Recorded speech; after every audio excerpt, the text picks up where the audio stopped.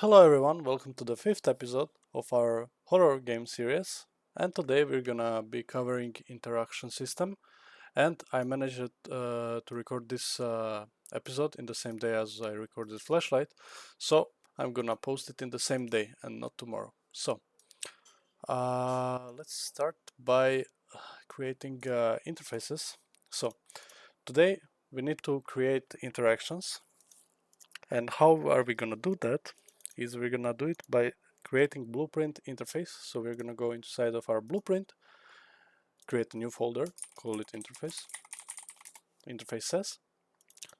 and here we are gonna right click, blueprint interface, and call it BPI interact. So what blueprint interfaces do?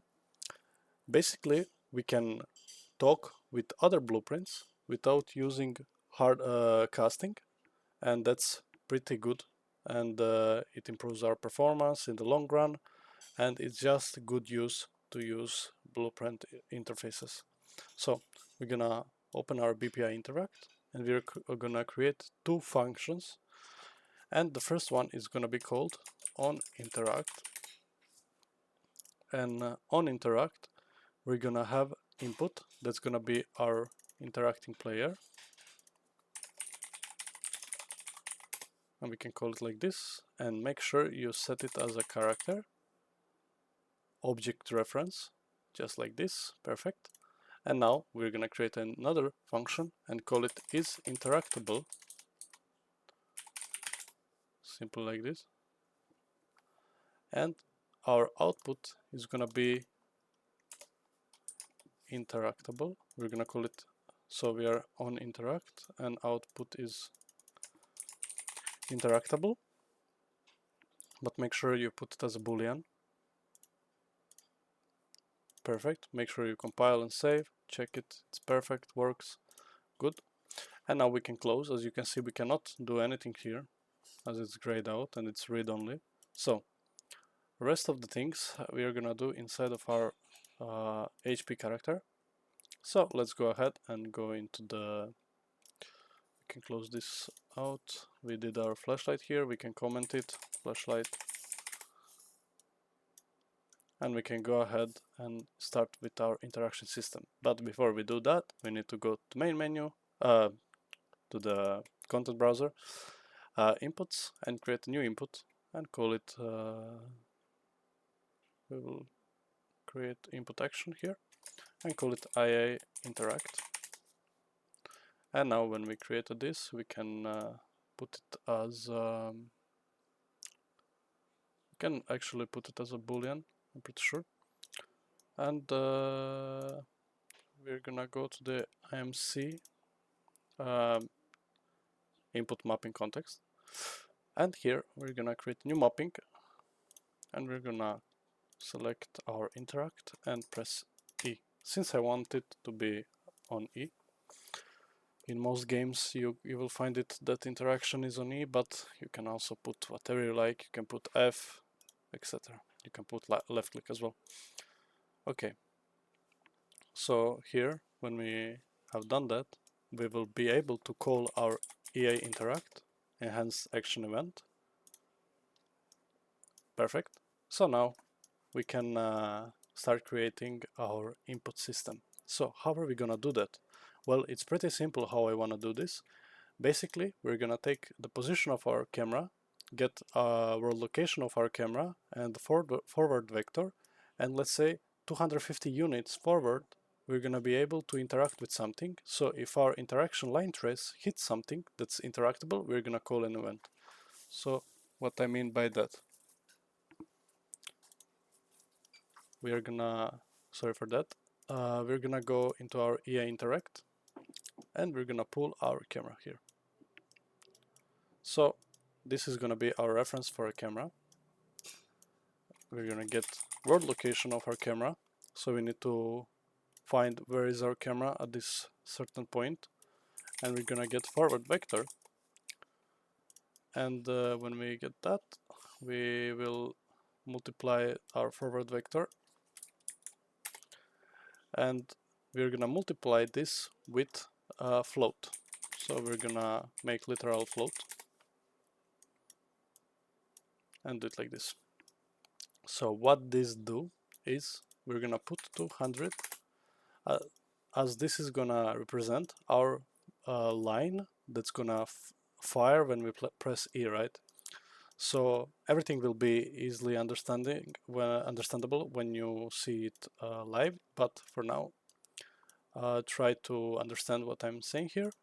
So from the world location, we're gonna add it to the multiplied result, and here we're gonna, from the start, we're gonna type line trace by channel.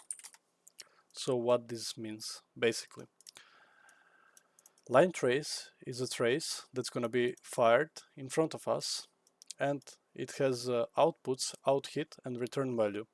So let's start coding, and you will simply understand what's happening. So our thing that we add from the world location and the multiplied result here, that's gonna be our end.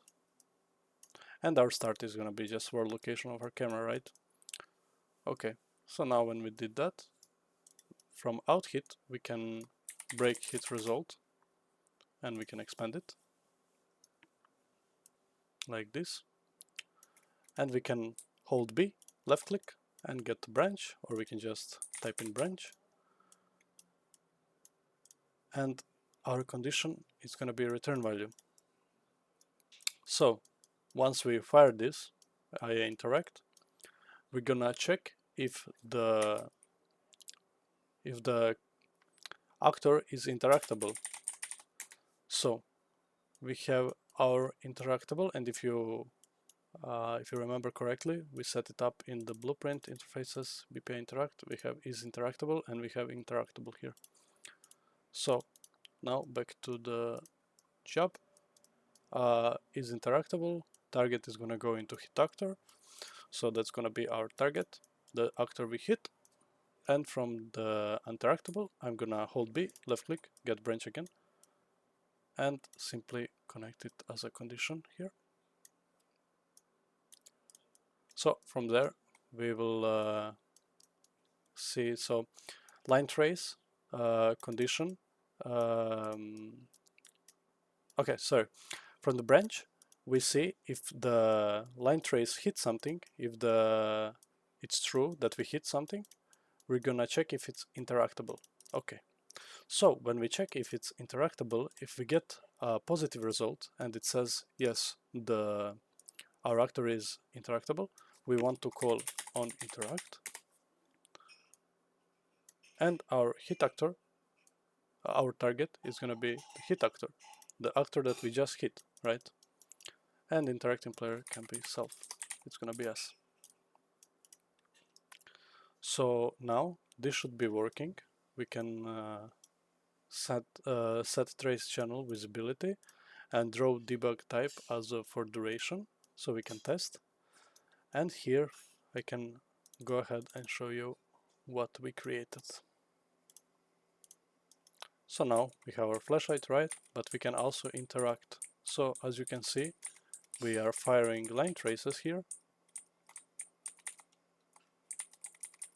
As you can see, it works. So when we created a float, literal float, that was our length for the